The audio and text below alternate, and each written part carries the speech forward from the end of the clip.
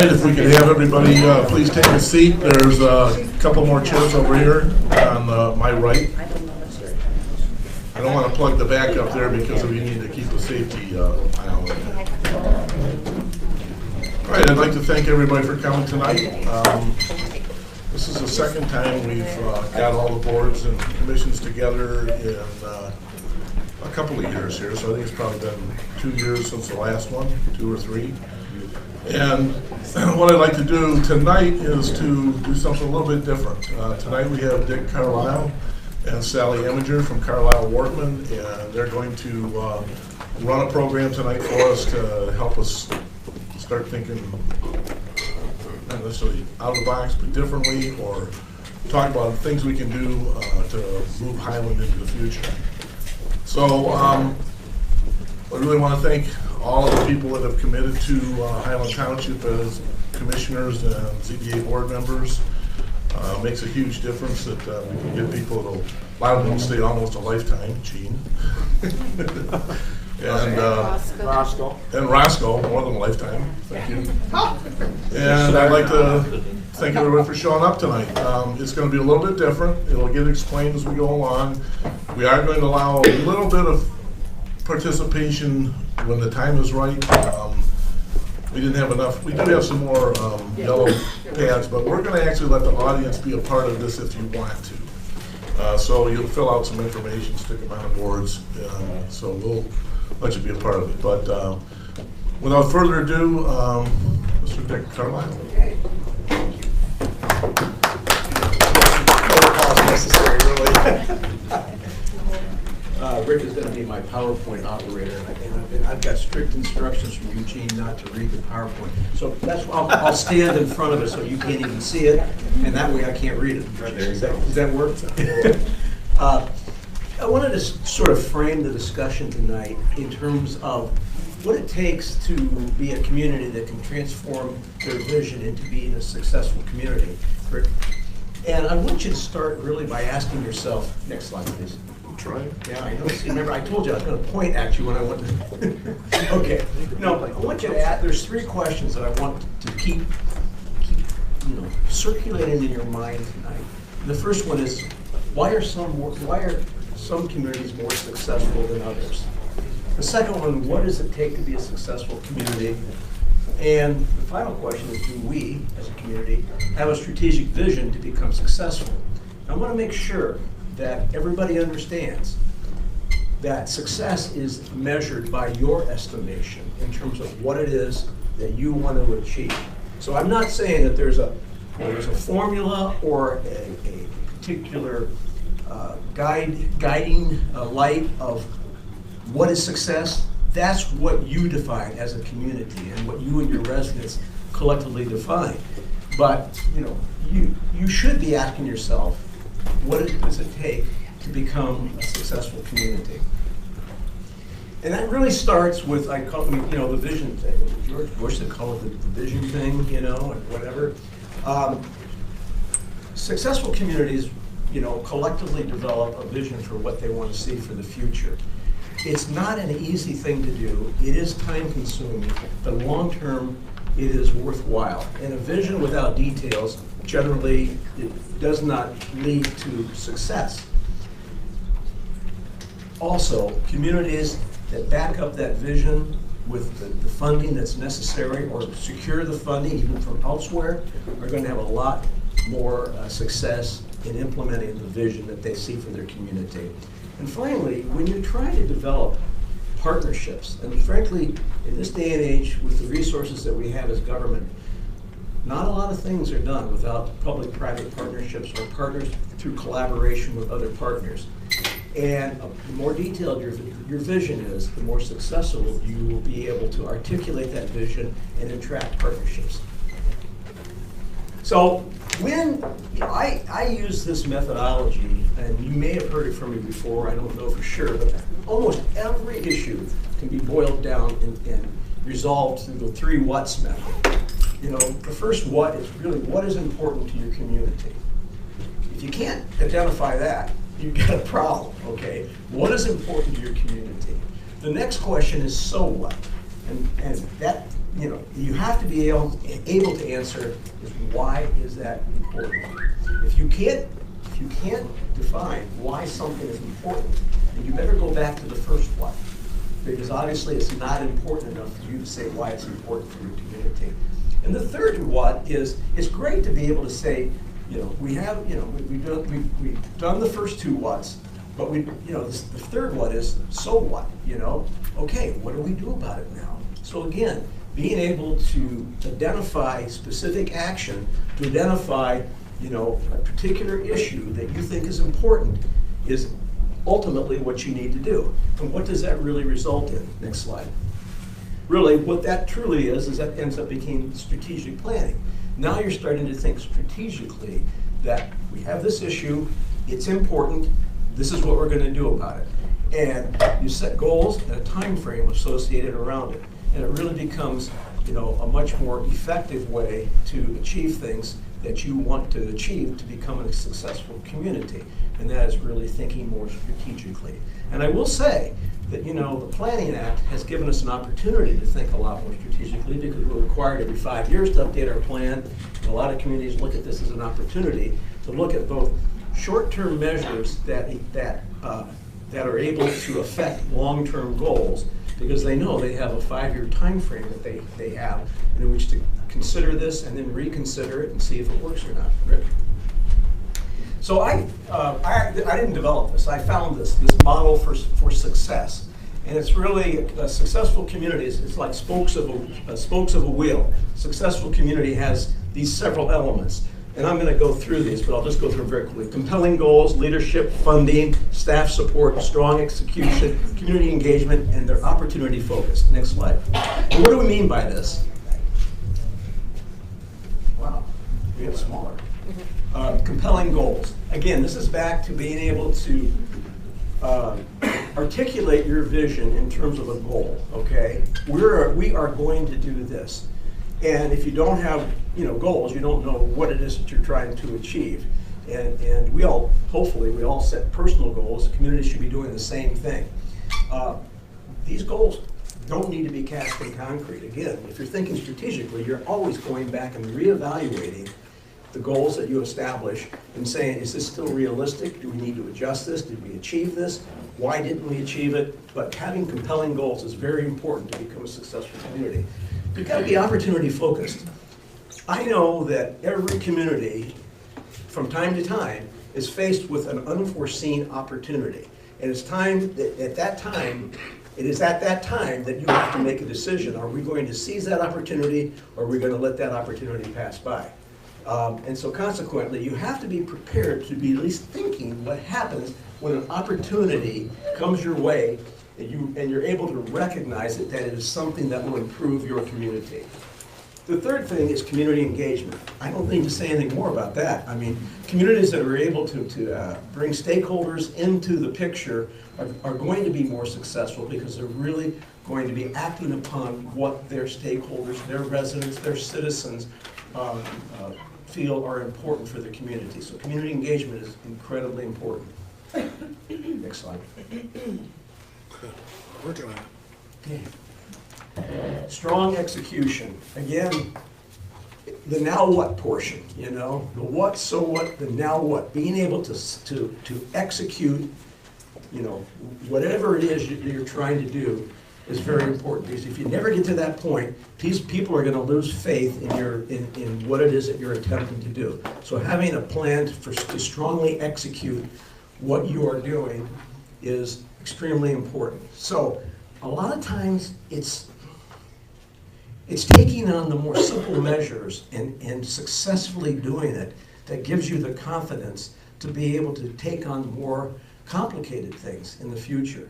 So being able to successfully execute even more simple things is important to be able to lead to even more ambitious things. Leadership is very important. And I don't just mean the leadership that comes from your supervisor or your township board. This is community-wide. Nothing ever happens without leadership. Leadership that is willing to listen to what people say and has the energy and the wisdom to execute it. And you'll look at communities that are highly successful and they have strong leadership, at various levels, in government, in their business enterprises, in their social organizations, throughout the community. But they have, nothing ever happens without strong leadership. And staff support and funding are extremely important. You've got to have, the staff.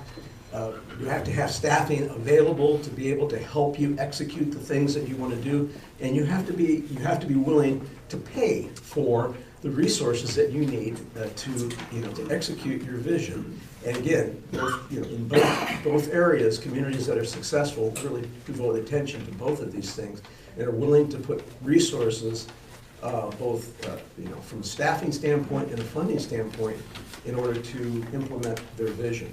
And so that's essentially the model for success. That is a generalized point of view, but I think it's all observations that I have seen when it comes to the difference between the communities that are really seeking and achieving success and those that are really sort of standing still. I think that's it, Rick. Okay. Why don't you try the last one? I think I had questions up there, but we're going to get more into the questions with Sal. So essentially, I wanted to set the stage for really what we're talking about, and we're talking about thinking more strategically to achieve issues and visions that you have in terms of improvement of your community. So now I'll turn it over to Sally. Okay. I am not used to this, so. The first thing I want to say is thank you so much to the person that brought those homemade donuts. I think we owe them a applause. He really raised the bar for meeting refreshments. Okay, well, what I'm going to be doing is facilitating an exercise called brain streaming. Now, the board members did get a little heads up on what this process is before the meeting, but I'm going to explain it to everybody. And if folks in the audience want to participate, you are more than welcome to, but you don't have to. So, just wanted to throw that out there. Brainstorming is like brainstorming, except you write your ideas down. So instead of sitting in a group and telling everybody what your ideas are, you are using the sticky notes that everybody should have received and write your ideas down to several questions that we have submitted for your consideration. Jenny, would you mind coming up here and helping me? I would like to just go through the questions real quickly. And yeah, if we're going to spread these out, thank you, so that just so that we can see them all, that would be great. Thank you very much. And I'll start talking about each one. Hey, Jenny, that's the camera there, so we got to keep them. Oh, here, we know this, right? Most of the meetings we cover. You'll have to edit that part out. Okay. So, in conjunction with the township staff, we came up with 6 different questions that we thought might be helpful to start generating some ideas about the township's future. There was, each question is on a sheet of paper that was at the introductory, the sign-in desk, so there may still be some more out there if you'd like to see it up close. But this particular question is about agricultural business opportunities, and I'll read it so that everybody can hear it. Should the permitted land uses on agriculturally designated properties be expanded to include agritourism type uses, such as harvest festivals, riding stables, bed and breakfast, airsoft or paintball courses, and other uses that increase the economic opportunities for the landowner? If yes, what uses would you consider appropriate? So that's the first question. Moving on, next question is about open space preservation. Should the township discuss additional measures to preserve open space? So I guess you're going to have to think, is there enough open space in the township? Is there not enough open space in the township? And if there isn't, maybe how much more do we want? Where do we want it? Things like that. And we're really open to all your ideas, so don't limit yourself in your answers. Third question, historic preservation. Are there historic areas of the township or specific historic buildings that should be preserved? If yes, please describe or name them. The more specific you are, the better. Fourth question. This is a long title, but zoning inconsistencies with existing land use or development potential. What the heck does that mean? That's a lot of planning jargon, I know. Essentially, a property that's, let's give an example, a property that's zoned residential right on Highland Road.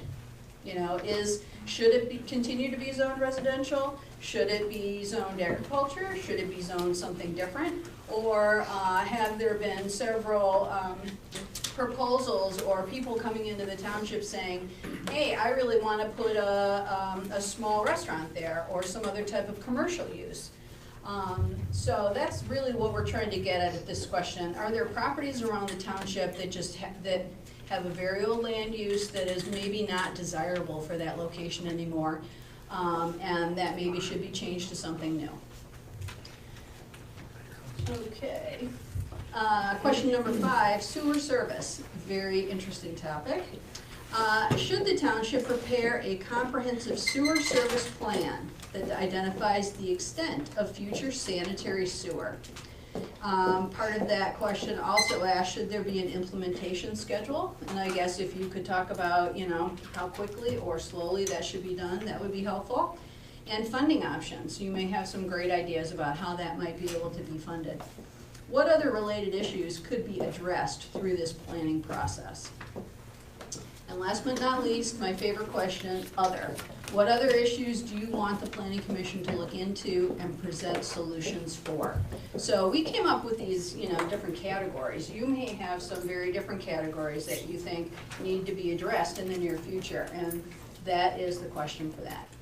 So the way this exercise works is you will take your sticky notes and you'll put the number of the question in the top corner. And you'll start with question number 1, agricultural business opportunities.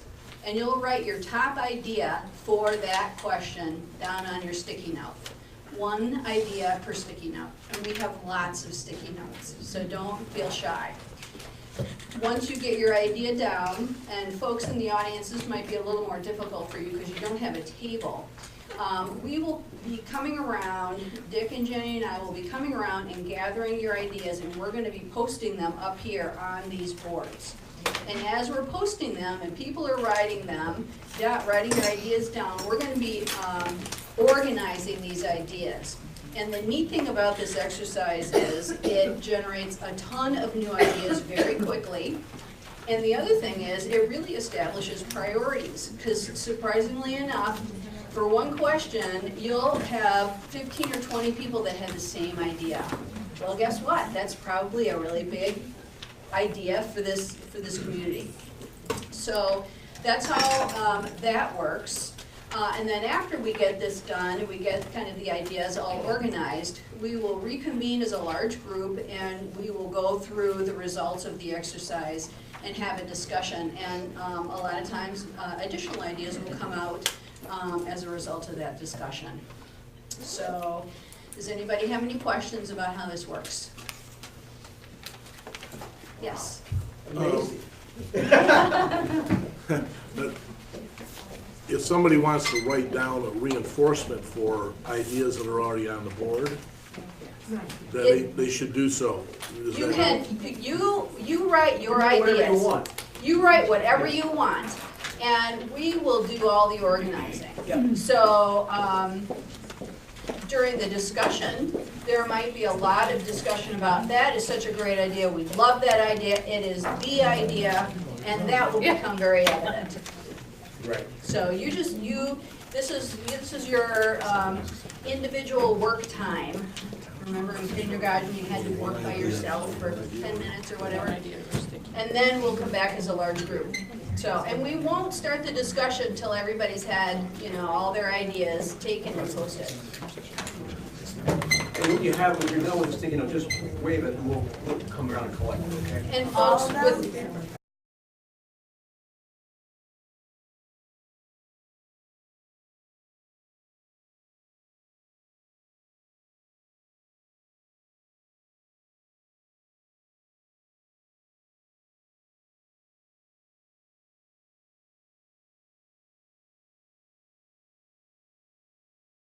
All of them or just one at a time? you can, however you want. And folks at the table, you can just put them up near your name tag and we'll come by and gather them up. Yeah.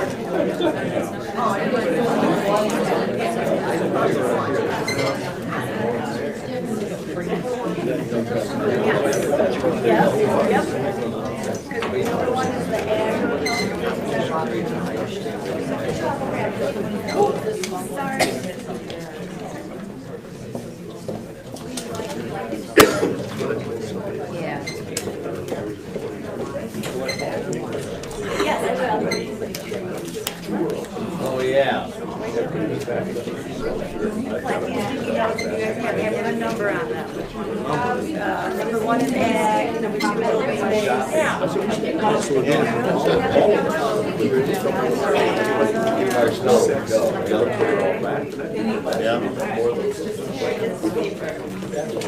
oh, that'd be great. I can't read some of your That's true.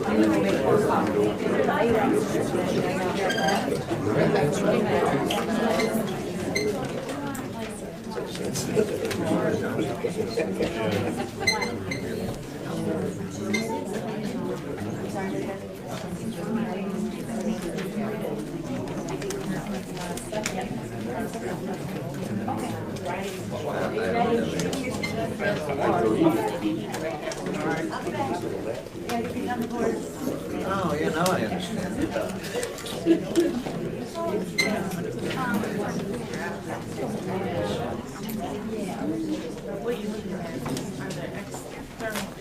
Numero uno? I'll take all of them. Oh, well, I skipped some. I copy out my neighbor, but his elbows too big.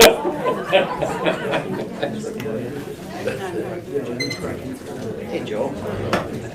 Glad you could make it. All right. Good.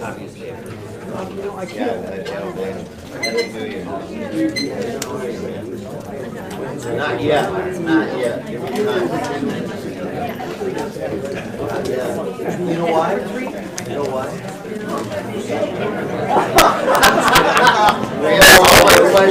You anticipate. That's why he's where he is. That's why Dick's where he's at? No, Grapevine. Really? 86, 87.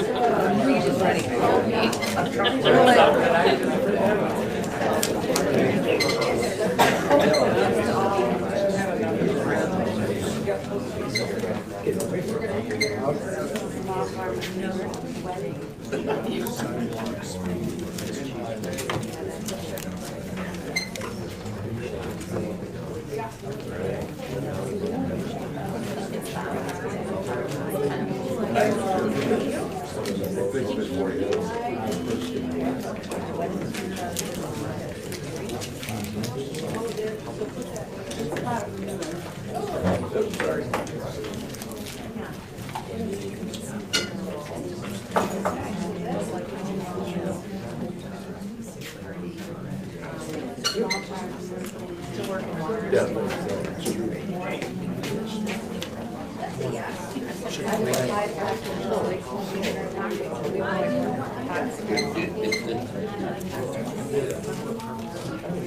you doing?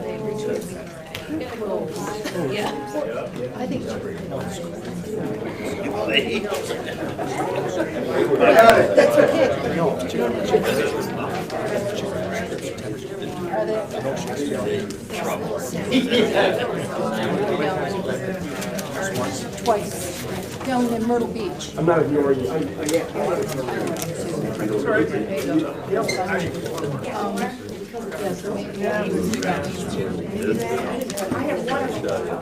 Okay. I'll be right there.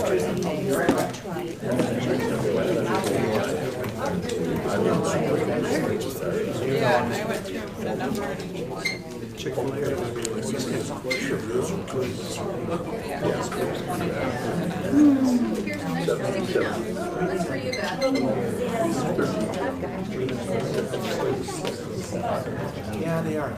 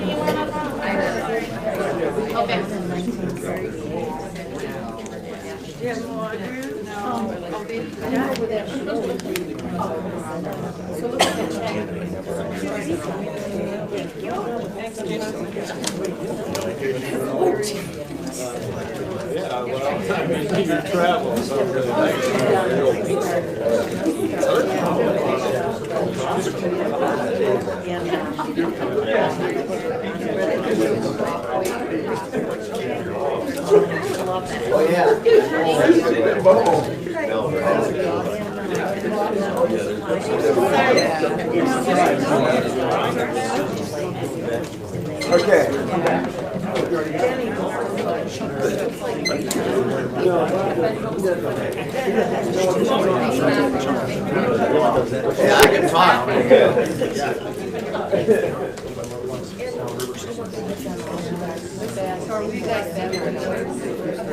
Yes, yes. I missed it. I thought I had just got home. And all the kids went to Right about you. we all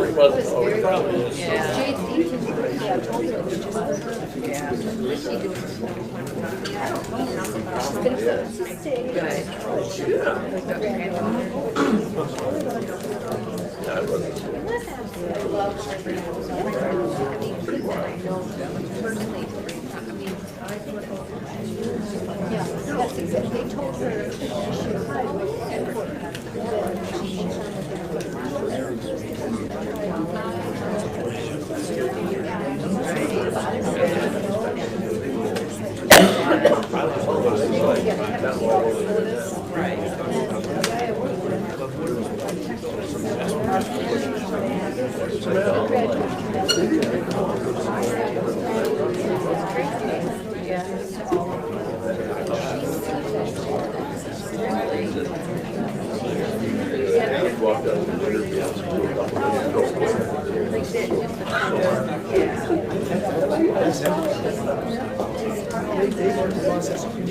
Well,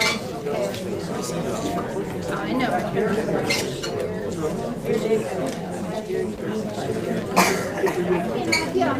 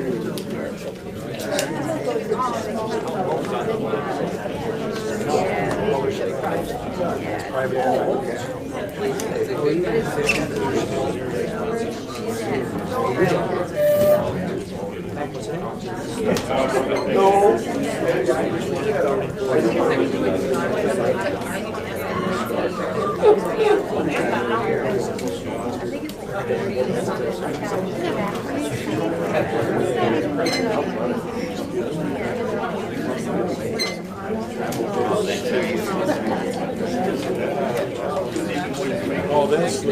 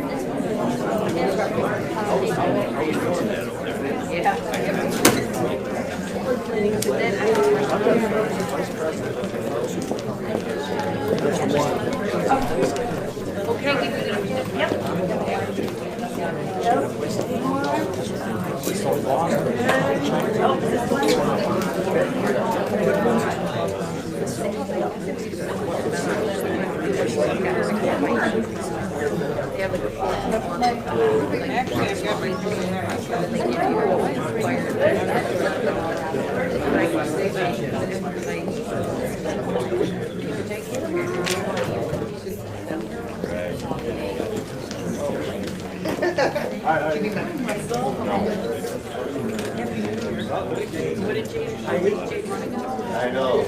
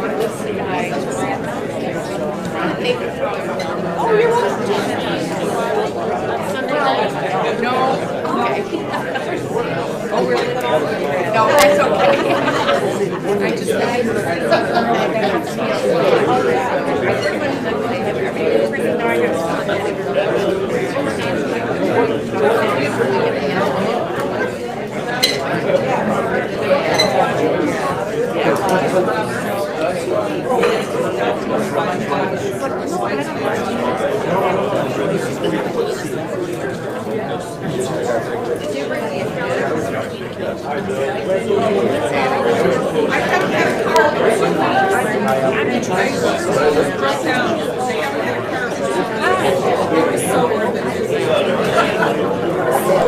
only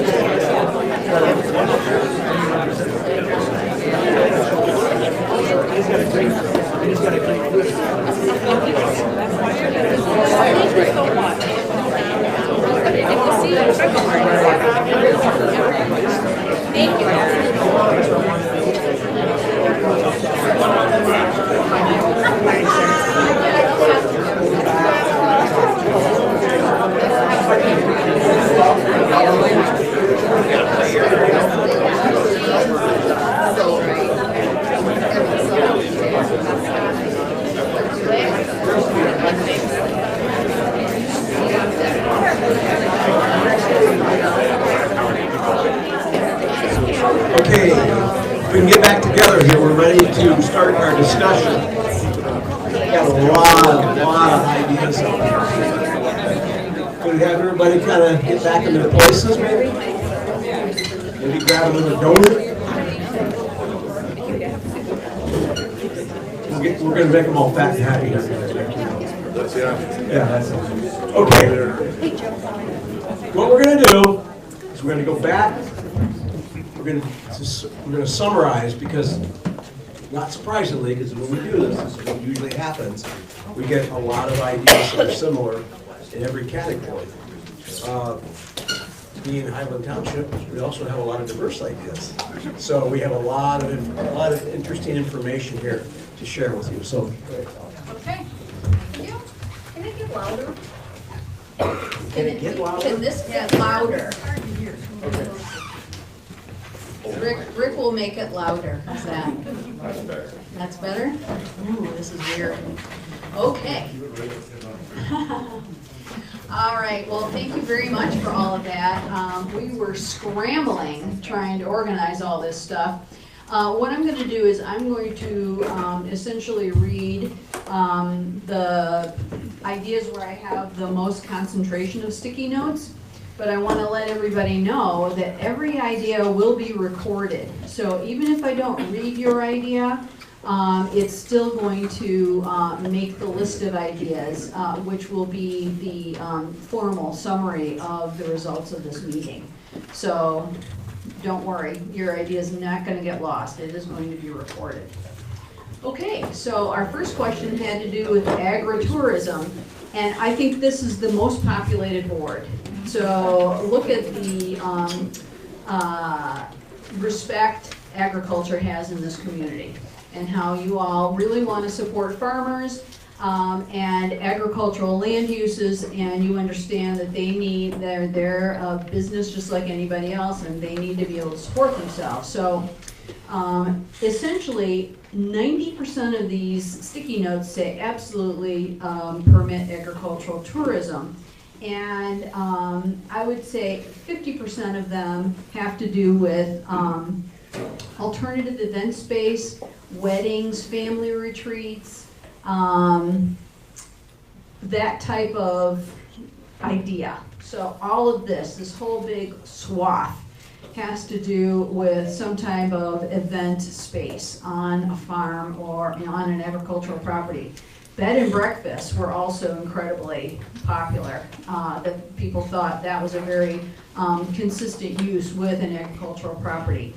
We had a lot of sticky notes that had more traditional farming activities, like farmers markets, riding stables. I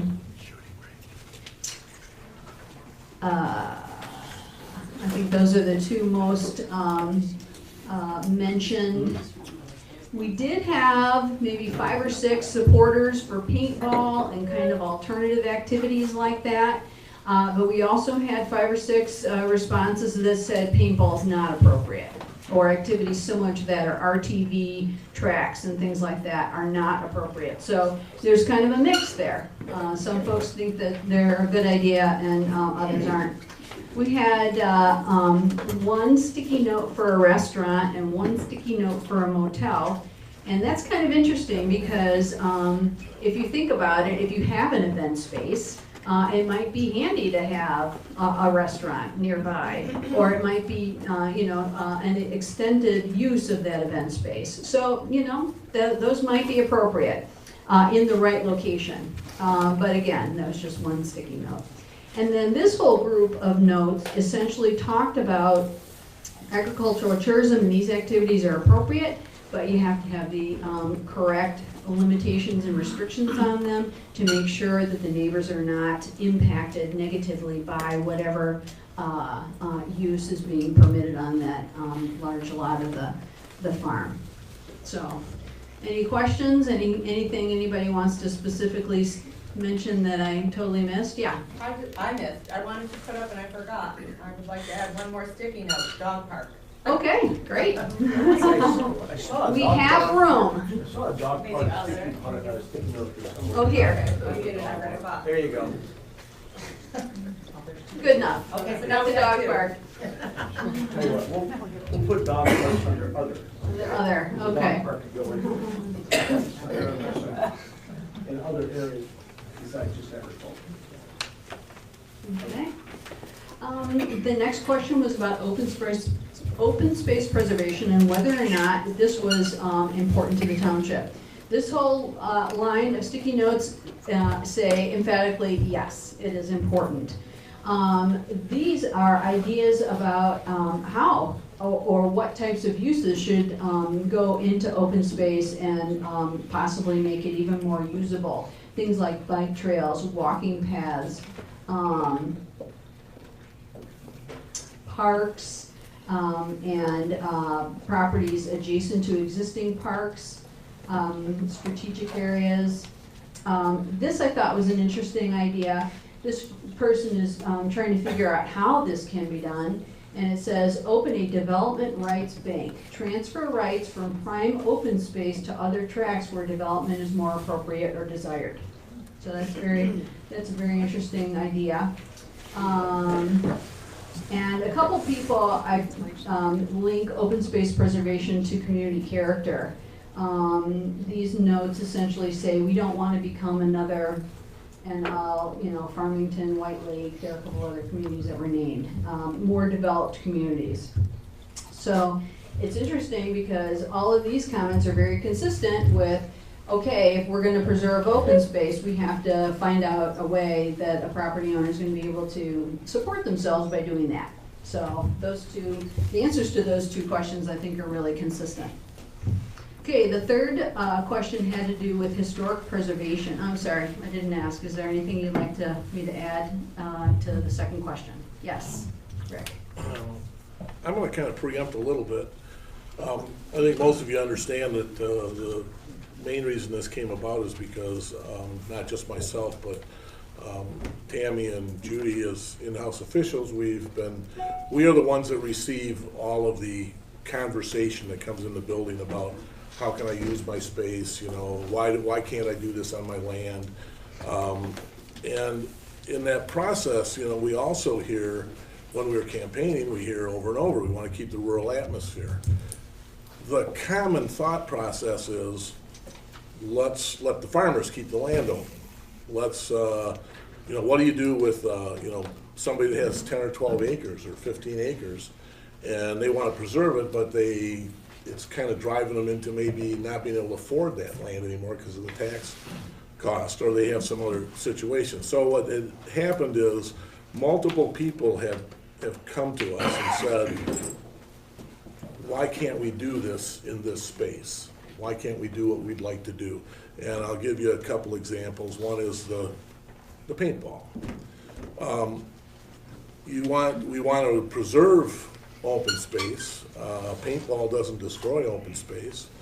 I am saying that I don't have a problem with it personally, but what it does is it offers an opportunity for somebody to maintain their land and maybe be able to pay for that and keep it open. Otherwise, that family that owns that land, they at some point in time need to sell it in order to stay alive. Now you're dividing and conquering. But if we can do things that use the land in an open space with, and I think there was comments about controlling, making sure you're not doing the wrong stuff with it, then that could be a good use for it. Keep your perimeters in, you know, so that you're not getting too close to property, other property lines. It's a quiet operation, it doesn't make a lot of noise. So it preserves an opportunity. Another one was, I'll give you an example, Brian's out at Broadview Tree Farm. 160 years of owning property. Family's getting bigger. From an agricultural point of view, which they are, and having been in the agricultural business myself, I know that at some point in time, the chemicals that are going to be needed to keep those trees prospering are going to be difficult to use in those areas. They may have to quit the tree business. Now what do they do? So it's looking at reusing these parcels or using them in a way that is non-invasive, but allows them to keep the space open. And that's the concept of between open space and agricultural use. They can kind of be put together. Another one I want to bring up is 2 doors from my house is a beautiful 12-acre or so parcel of property with a really big house on it. And it's a perfect spot where, you know, it sits on the lake, on Harvey Lake, and the people that bought it came into us and said, hey, can we do a B&B there? Well, probably some more interaction should have occurred, and I think it was prior to 2012, we're in 2012, but in any event, what happened was there probably wasn't enough questions asked or enough information passed. Nobody at particularly at fault, but when they decided they had to go through a process of rebuilding this big house, and when they got there to the point where they wanted to move ahead, they thought, well, we can do it. And it turns out, no, you can't do some things. And so the point being that I had multiple people that lived on the lake come into me and say, we don't like that somebody's running a business out of this piece of property. I'm right next door to it, and the only thing I heard was one time a wedding, and they own the property, and anybody can have a wedding in your own yard. And they shut the music off at 10 o'clock, 10:30, somewhere in there. Didn't seem to be an issue, but the people across the lake, oh, they're running a business. It's not allowed there. And so I got thinking, okay, so if they can't do it, then they split the land up, and because the people across the lake didn't want 44 kayaks on the water because they might have 44 people at an event there. I said, well, 10 houses, 4 family members, 4 kayaks, 40 kayaks on the lake. 40 cars, 40 more cars on Harvey Lake Road. So it's an opportunity to look at open space from a different position. Another piece of property is right across from Okay, my can we, yeah. But what I'm trying to get at Let's is, get through this. I Okay, I'm think sorry. those examples are good examples. But I just wanted And people to bet understand there are why a number- everybody's here, too, Yep, so. no, I would bet like you to just there. ask a question though on that comment. Is a B&B have to be licensed? It's my understanding they don't have to be licensed in the state of Michigan. I don't think he's talking about licensure, sure, I think he's talking about zoning compliance. Bed and Right. breakfast may not be a permitted use in all zoning districts. Got it. So I think that's the difference.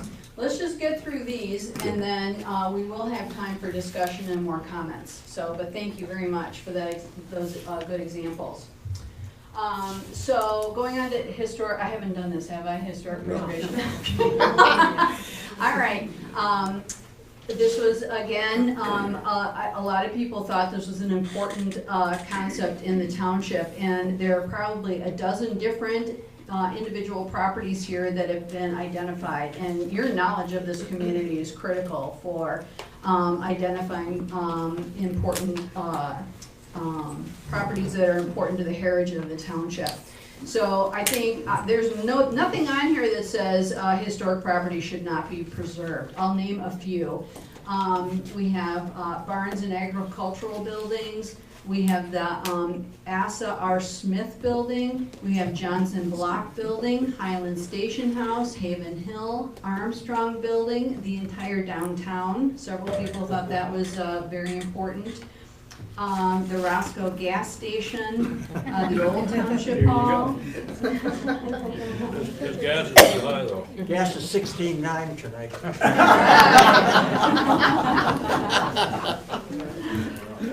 Wait till it comes down. And then again, I thought we had some good ideas about how to do this. One person said historic structures should be saved that are being threatened by development.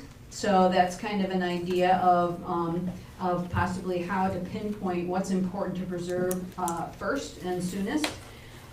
Here's another idea: impose a 90-day delay on issuance of demolition permits for historic structures to allow for purchase and moving, saving, etc. Another really great idea. I think here's another idea I'd just like to share. Historical areas and buildings should be taxed at a super low rate when they have local support. So another possibility. So it's a definite yes to answer to this question. This question is getting to what Rick was talking about with the bed and breakfast. Is a property zoned properly for the uses that are economically viable, that the market's going to support, etc. And these answers are kind of all over the board. So we do have a bunch of different properties listed. We have different sections of the township that are listed. All over here, most of these comments just say, oh yeah, there are. So maybe what this board is saying, the big picture response to this board is a real good analysis of the existing land uses in the township need to be developed, and maybe some of the transitional properties or the properties that are kind of the existing land use is kind of unusual, or maybe not supporting the rest of the corridor that they're located on. Those transitional properties maybe need a little more study. So I would kind of summarize this board in that way. Anything here? Any other comments here? Okay. For the sewer service question. Kind of in three parts, by the way. I went through that. There was the yeses. There's the yes buts. Yeah, the yes buts, and the absolutely nots. Okay, so we have the yeses, the yes buts, there are extenuating circumstances, and then the no thank you, make it go away column.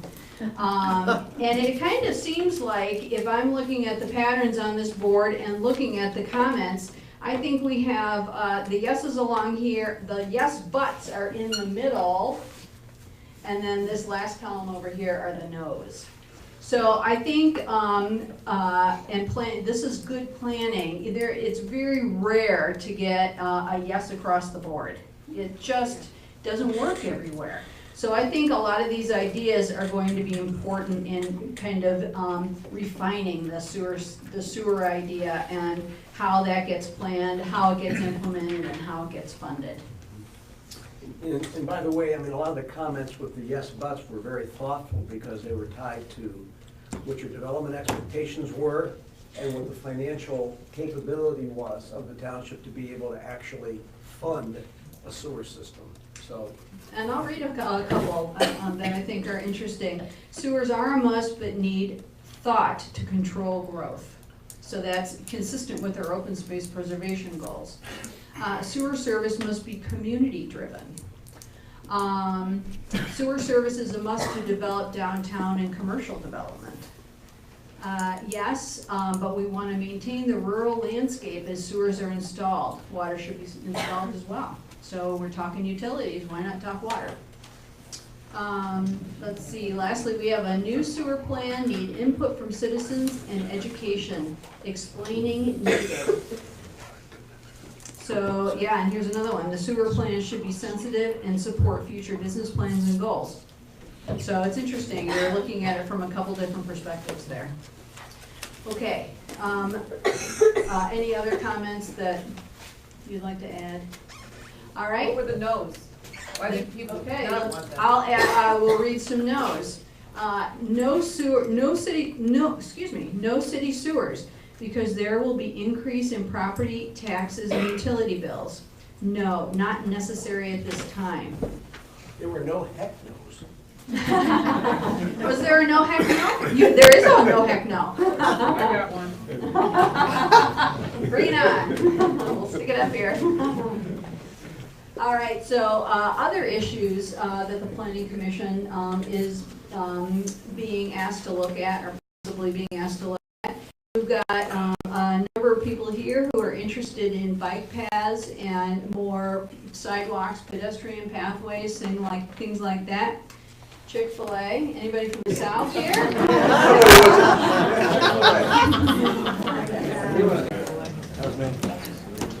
And some of these are. You know what, that was a cow. That's you. Where is that cow? I didn't do that, by the way. I just responded to the commercials, you know? Eat more chicken. Well, some of these comments are kind of interesting. They're talking about how regulation, and maybe this gets back to what Rick was saying too, how regulations maybe need to be refined a little bit to be more flexible.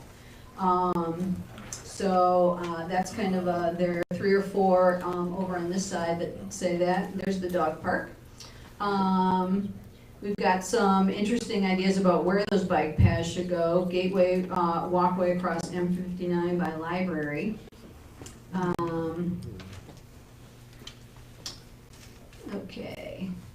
So I think that's about it. One person says no more subdivisions, no more variances for Bigfoot houses, postage stamp size lots. Would really like to see the property by the township offices bought and used as the township had already planned, skateboard park, things like that. So that is a summary of your responses, and I have to say, I've done this before, but I don't think I've ever gotten this many. So, good Because job. nobody in Highland Township has an opinion. I think that's the problem. Yes, that is the problem. So given all of this, is there something that really stands out to you as far as how the township should, if you were in charge, how the township should proceed, and what things you see are kind of top priority? Because ultimately, what this might transform into is actually a work plan for the township board to be considering in terms of things to be investigated and work to be performed in order to address some of these things, no matter what they are. And really, given the fact that it's always more efficient to focus on things that are higher priority than lower priority, essentially, this part of the exercise, we want to really see where the sense of things are in every, across the board here, what the township should be concentrating in, the planning commission should be studying, the township board should be thinking about what are the priorities here, and this really discussion should be from everybody. Eugene? I guess I'm gratified by the fact that none of the comments reflect any major departure from the fundamental vision of our master plan for the last 20 years, and indeed looking forward for the next 20 years. I mean, people are still committed to the notion of Highland as green, open, rural, quasi-rural, whatever. Yeah, obviously very high priorities. So, and also the historic. And the historic part of it. Sure. What I'm seeing really is that the vision remains the same, that the goal remains the same. It's just that there may be some side avenues that open up to get around to it, or maybe some new techniques for achieving it. And I think that's important, because I think Highland does have an identity. We're sometimes accused of not. And I see it not only in these comments, but anybody that goes on Highland Matters and looks at some of the commentary there, for example, on new building going up in Milford, apparently, where the old gas station was there on the corner, and a lot of people going, well, there goes Milford. Yeah. So, but we don't have that sort of pressure yet.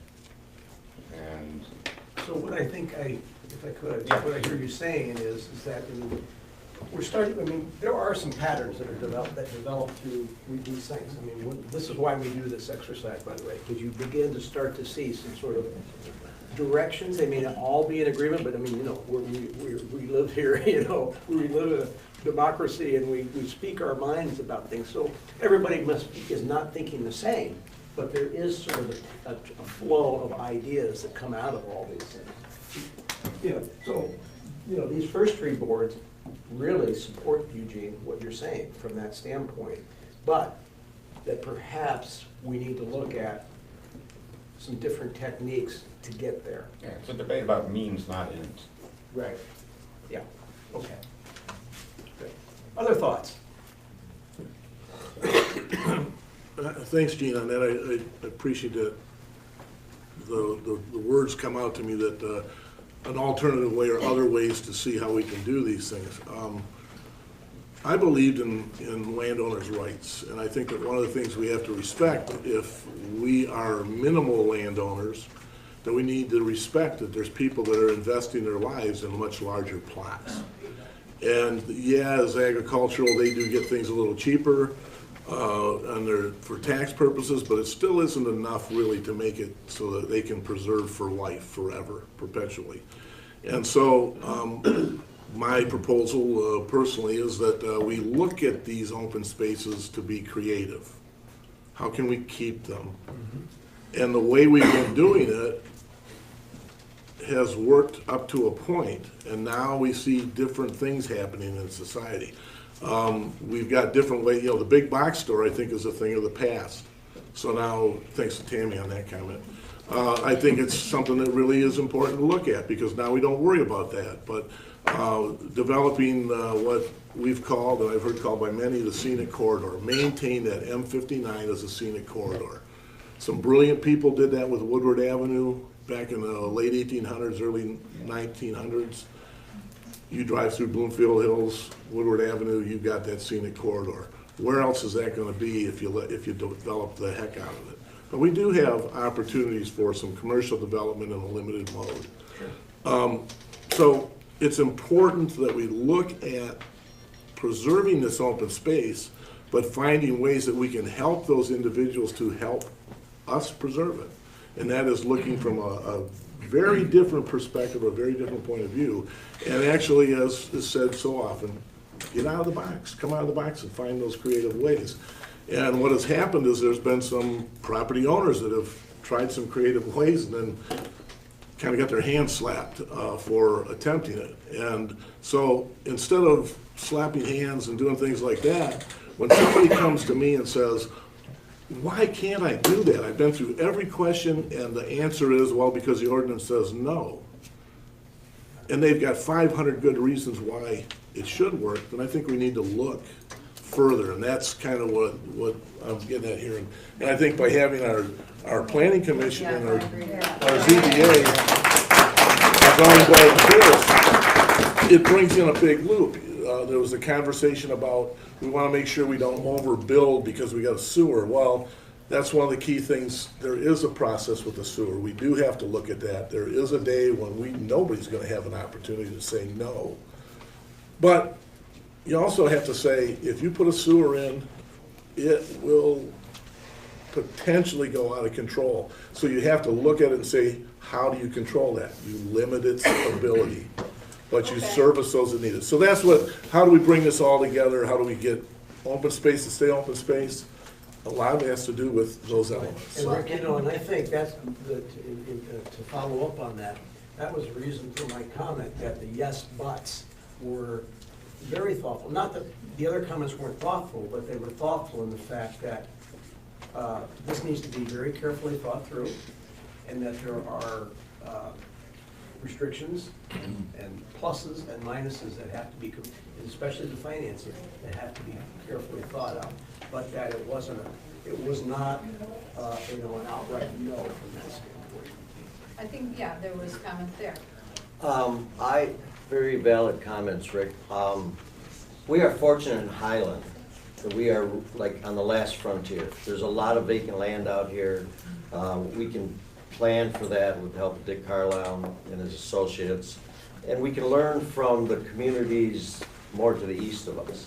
Because a lot of those were developed before zoning laws, and we can come up with a plan that can, you know, with densities and, you know, I truly believe in property rights also. And another thing we have going for us out here is the fact there are some state parks here.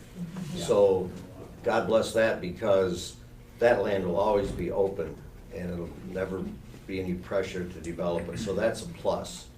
And some of the township parks, but I think we're really blessed because with all the open land, we can plan ahead and we can do this with a nice process and should have good results for everybody. You know, I make in fact, I mentioned it to Rick earlier tonight. I said, you know, the one thing that as a township, you've got 36 square miles, you know. And so there's a lot of thought. I mean, every part of this township is not the same. You do have some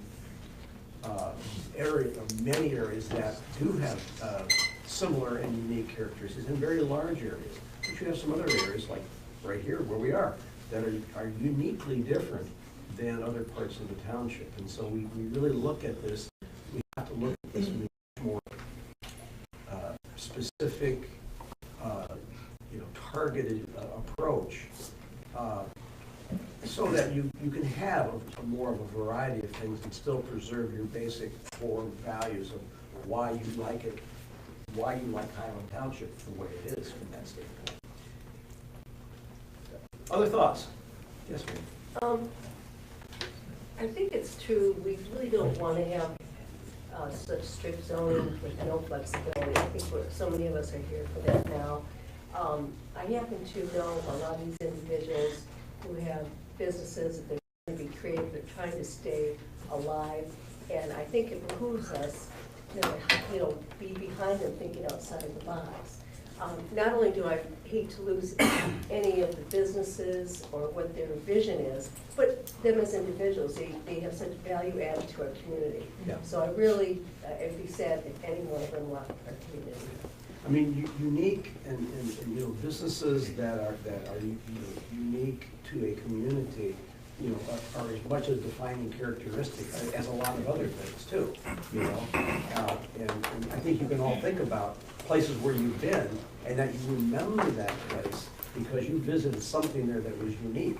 It could have been a business, could have been a restaurant, could have been a B&B, could have been a special park.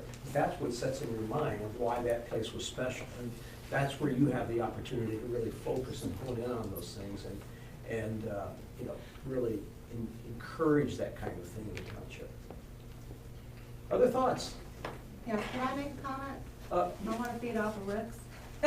Go ahead, and then we'll come over here. Okay, I am a mortgage broker and I've been doing it for 17 years. I've lived in Highland since 1980, love the community. I think it's very involved. As far as I'm talking about the residential and the B&B on Harvey Lake Road, I'm very familiar with that property. In doing mortgages, as we all know, we lost how much value in our houses because of the foreclosures and everything going upside down. That home that he's speaking of was on the foreclosure for several years, and that affected every piece of property around it of all of the people that I just heard Rick say that are complaining about it being there. They lost value in their houses. If that doesn't become, then what? It goes on the foreclosure market again, and then they're all gonna lose value again. I've been to that place. It's a very quiet, peaceful community. I think that they would welcome anybody to go and check it out, because it's certainly not a party bar. It's a very quiet resort. I have family that live in New York all over the place. I would love for them to come and stay here, because my house isn't big enough for them, to stay at her place instead. And then they wouldn't be going to the Marriott in Novi and spending all their money somewhere else. Thank you. Yeah. One of the things that I didn't hear tonight is a 50-year reason for light rail towards Pontiac. We were in the regional consideration and Highland wasn't picked, or sometimes we're too far out. Sorry. You talking about the regional transfer authority? Yeah. Well, you know, I think they're rethinking that right now because it's not a benefit for so many areas of Oakland County, specific and Cole County. That whole strategy is being rethought because that thing's going to be back on the ballot. You know, the results will be the same, unless people begin to feel that there's some benefit to more areas, or that the costs are adjusted to the areas to be beneficial. So, Dick, there's a gentleman in the back that's almost invisible. I'd like to introduce him first to everybody so they understand, because this is Bob Stevenson. Okay. And his uncle My used to own uncle- Stevenson's Auto Parts. Auto parts. I have that, there's 22 acres there at the corner of Hickory Ridge and 59.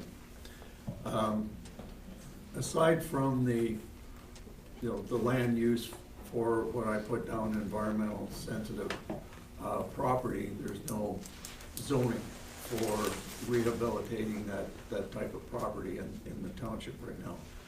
That's what I'm discussing with the planning department and Rick. But today, one of the things that I was here for was they're going to do some construction on M59 down at Hickory Ridge Road, not this year, but next year. They're adjusting the turnarounds for going east and west when you come off of Hickory Ridge Road. In my discussions with them, what the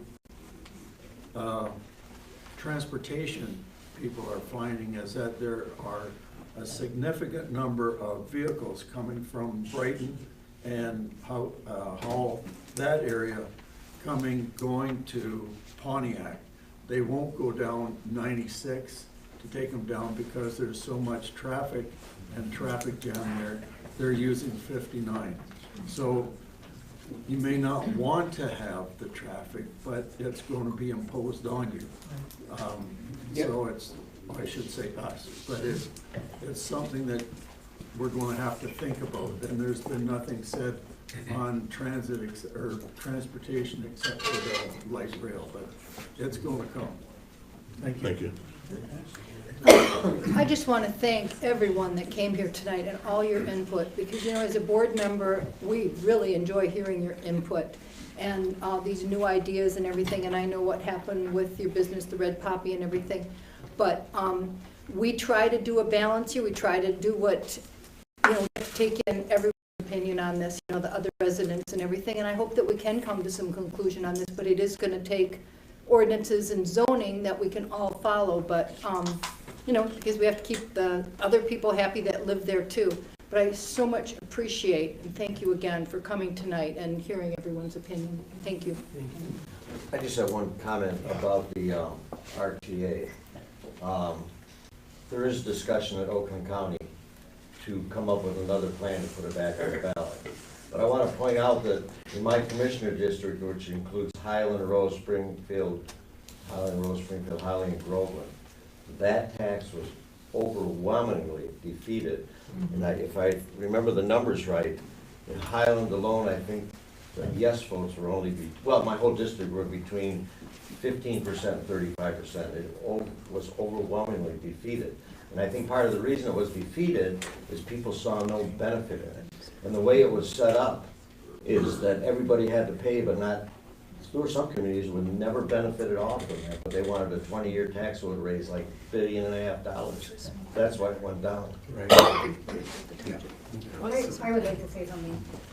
I own the Red Poppy, and I am not on an agricultural piece of property. I'm on a residential piece of property that's very large, and I'm taxed until I'm bleeding through the nose, and it's almost impossible to maintain the finances there. And it's a beautiful, beautiful piece of property, and I'm in love with the house. Our intention when I bought it was that I was going to live in it myself, and we had some issues, and that got resolved, and I don't live there anymore. So the business I want to have there is in the line of a bed and breakfast retreat center, which no one would know is even functioning unless they're in it, because it's quiet, it's calm, it's a very hospitable place. And I just don't understand the hard-headedness of some of this in our township. And I really would like to see some of these warm facilities open up here. We want this cheeky community, but we don't want to invite the stuff to be in it. It seems kind of defeating. Thank you. I think you saw a lot of similar thought come through on that, and so, you know, I just want to congratulate the boards for being willing to put in the time and thought into considering offering some flexibility in these areas. We're facing changing economic realities today. It's changing so much faster than it ever has before. And I think in the past, you know, a lot of our focus was on preventing big box stores or that kind of development from coming in, and maybe that's not as big of a worry anymore because, you know, all the big box stores are facing challenges. But I think it's smart to address change and ride along with it as opposed to just rigidly sticking to what you've always done in the past. And I think it's smart if we will recognize the difference between a large lot residential, you know, a 10 acre or more on a main road as opposed to a subdivision, you know, parcel. It's just a completely different animal, and I think, you know, that is gonna help our township be what we want it to be.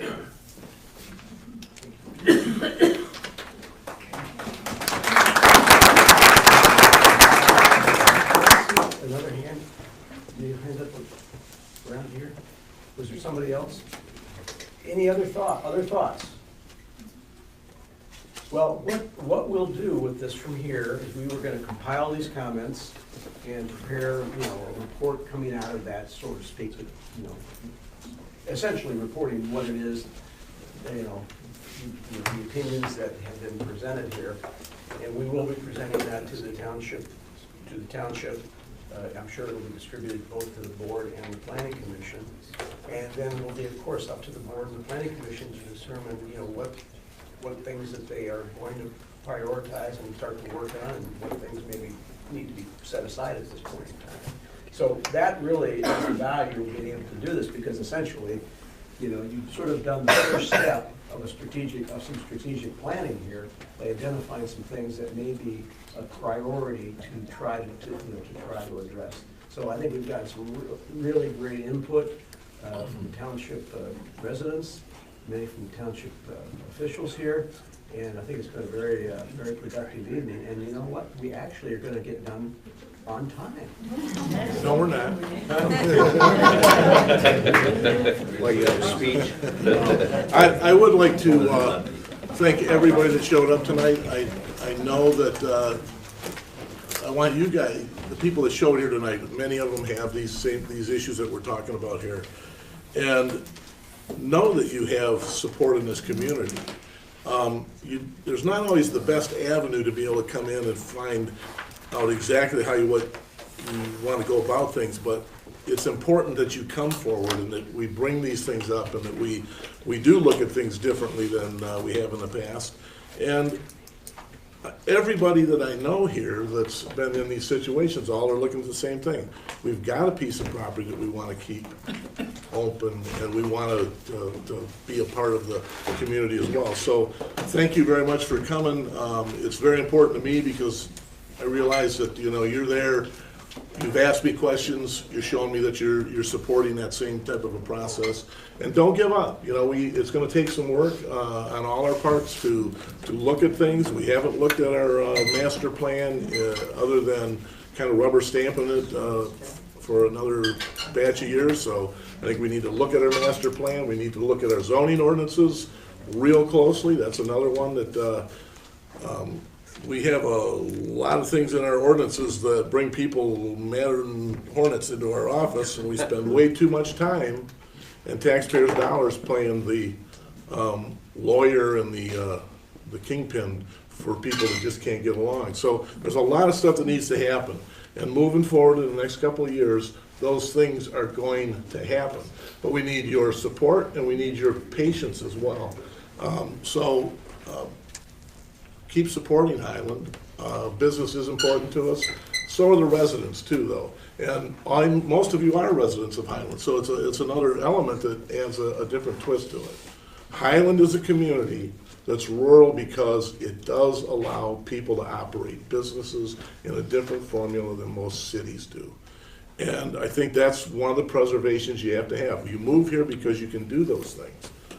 If you wanted to live in the city, you'd stay in the city, and you'd find a place to park in a rental spot in the city. But here, it's a different opportunity. We want to maintain that. So, you had a question, Becky? Yeah, I would just like to make one more comment to the board. You know, when considering this red copy, all I want to say is look at board number 1. How many people are saying yes to bed and breakfasts and tourism? And I get you've got a big thing on your hands with, you know, making the neighborhood happy around you too, but it can't be it's never going to be a yes for everybody and a no for everybody on one side. There's always going to be a split.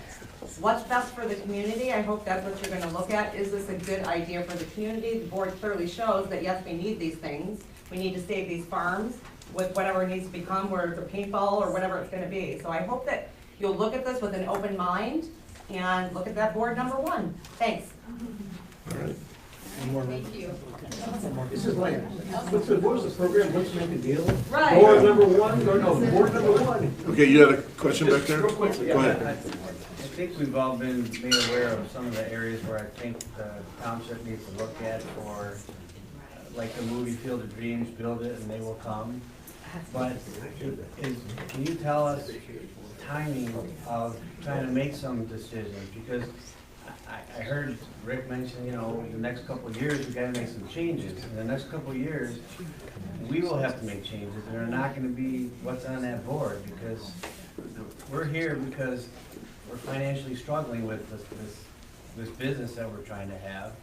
And we need some decision-making in a timely manner. And I don't know what your timing is to try to make these decisions. Can that be shared with us? I think the key is, as I say, a couple of years, only because by the time you go through a lot of this process, that's how long it takes by getting it authorized, you know, okayed by the public and all the different state things you gotta go through.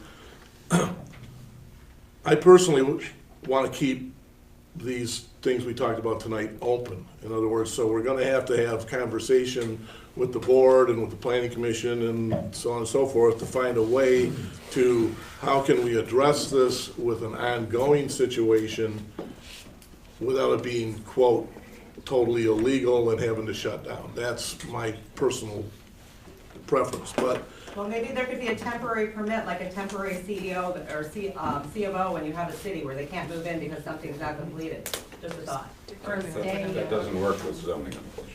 And I think it needs to be said, Highland already permits bed and breakfasts. We have a bed and breakfast provision in our ordinance.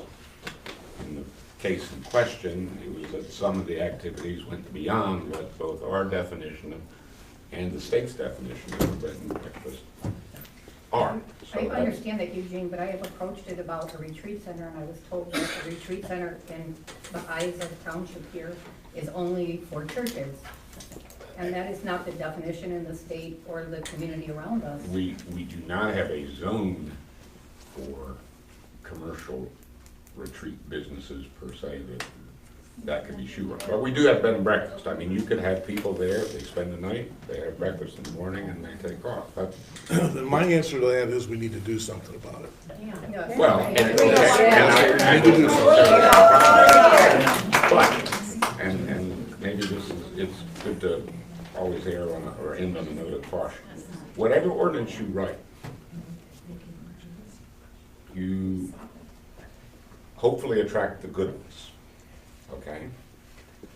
But you'll inevitably open the door to the ones that, looking back, you say to yourself, man, I wish that hadn't come. In other words, it's very difficult to write an ordinance that makes everyone perfect.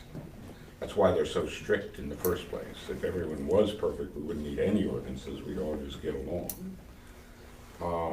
So there have to be restrictions, there have to be limits, there have to be numbers, and to the person who doesn't fit those particular numbers, they look arbitrary or capricious. Just understand that there is no one size fits all, and it's going to be a messy process, number one. Number two, just end on a historical note. Yes, I think we all generally feel, about property rights. Just understand that's not an absolute either. If you look at the first township minutes from 1835, they elected a bunch of fence viewers, whose job it was to go around to every farmstead, and if you didn't have your fence in good repair, you got fined. They also elected a bunch of road overseers who had the authority to pull your butt out of your house and make you work on the roads 3 days out of the year.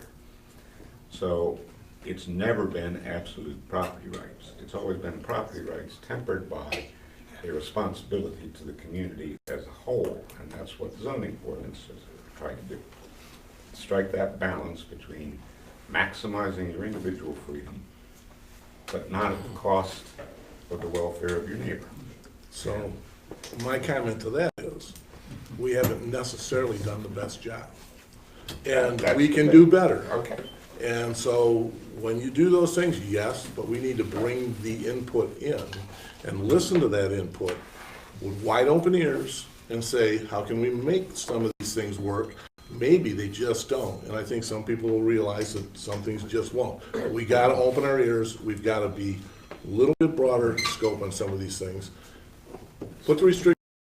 Let's rethink. Let's give the opportunity to rethink first. I have a question. What zoning classification do you need now for a bed and breakfast? Special use and then the residential zones. On any residential zone? But Special there's some use. subdivisions allow it, so. By deed restriction? Yeah. Yes. But there's also a section under the residential of my-sized property that you can have a retreat. If you look under section 10.1, and I've been told that a retreat is only for a church. So do I name myself a church, St. Lynn's? I don't know what to say. That's It great. Become a nonprofit and carry your own table on your property. I mean, I'm just not understanding. Yes, Dick. You know, this discussion is kind of focusing around a single piece of property here, which is fine. It represents a bigger issue. Yes, it does. And so consequently, my recommendation here would be, we've gotten the input, I think we've gotten a lot of input here, and there are ways to be able to address this issue. There's, many communities have.